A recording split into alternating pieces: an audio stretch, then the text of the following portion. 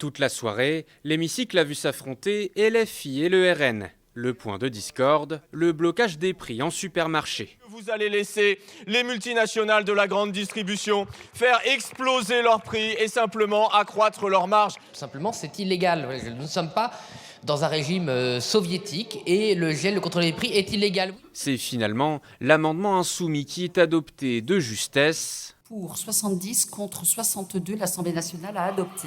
Des prix bloqués donc, mais surtout, plus de TVA sur les produits de première nécessité, une déroute pour le gouvernement qui met en garde, ce n'est pas applicable. Vous ouvrez une porte, mais tant que vous n'avez pas défini la liste des produits, je ne suis pas en capacité de mettre en œuvre ce décret. LFI revendique malgré tout une avancée pour le pouvoir d'achat. Les consommateurs, eux, ont déjà une idée bien précise des produits dont ils aimeraient voir le prix baisser. Principalement, le premier qui me vient à l'esprit pour moi, c'est la nourriture, clairement. Les pâtes, le riz, les pommes de terre. C'est ce que la plupart utilisent tous les jours, au quotidien.